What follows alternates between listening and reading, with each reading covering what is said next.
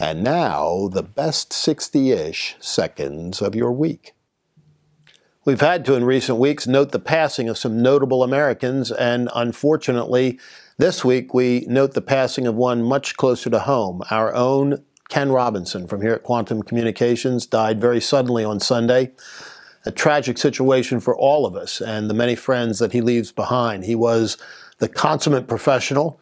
He received the highest award that the Pennsylvania Public Relations Society gives. He was an accomplished musician, a great father, and the world's most doting grandfather. His little granddaughter, Chloe, was truly the love of his life. And I know he will be missed here at Quantum Communications every day and by so many of the friends that he leaves behind. May he rest in peace and may perpetual light shine upon him. Well done, Ken Robinson.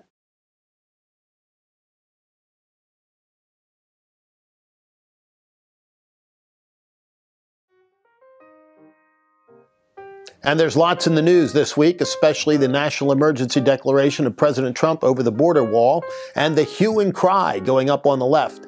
16 states, interesting them, all of them blue in the last presidential election, have filed suit, and there's no doubt that this is going to wind its way through the courts, reaching the Supreme Court of the United States at some point.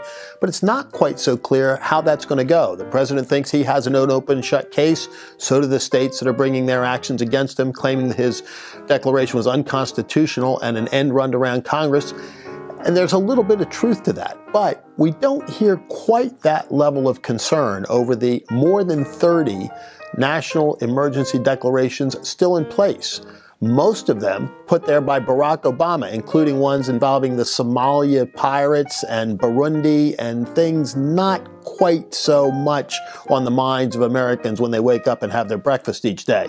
So let's watch how that all winds out. But here's the thing. Congress needs to reclaim its rightful authority. They have abdicated much of it to the presidency and the executive over the years. This has nothing to do with Donald Trump or Barack Obama. It's been going on for a long time. That course needs to be corrected, and the power that has shifted needs to be reversed. It is the people's house and the Congress of the United States that ultimately needs to reclaim its rightful position in all of this.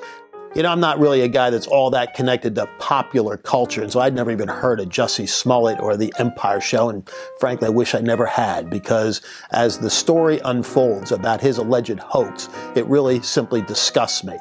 I need to go no further than the comments made by Eddie Johnson, the superintendent of the Chicago police, in announcing felony charges against Smollett for apparently concocting an incredible hoax that, you know, goes to the heart of where we are as Americans today, because he said this all revolved around MAGA, Make America Great Again, and some reference to Donald Trump, the Trump administration, the Trump presidency, etc.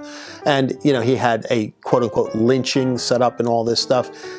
If any of this is true, it's the most disgusting thing we've seen in a long time. But it didn't stop those on the left from jumping in hook, line, and sinker on this from the very, very beginning, despite the fact that there were an awful lot of questions about this story that were patently apparent from the get-go. Bobby Rush, the congressman from Chicago, immediately asking for a full FBI investigation into this and drafting a bill that would make lynching a hate crime. Wow.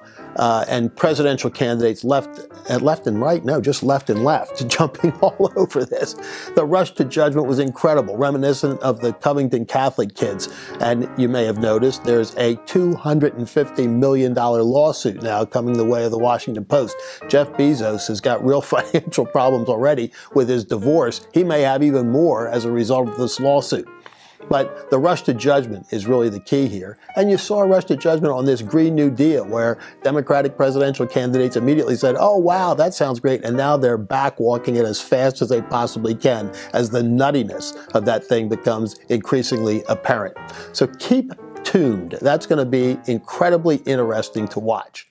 And next week is CPAC, the Conservative Political Action Conference, the largest gathering politically in the country, except for the Democrat and Republican National Conventions. They only happen every 4 years, but CPAC is an annual event, a gathering of conservative activists at National Harbor and the beautiful Gaylord Center there. You should try to attend if you can.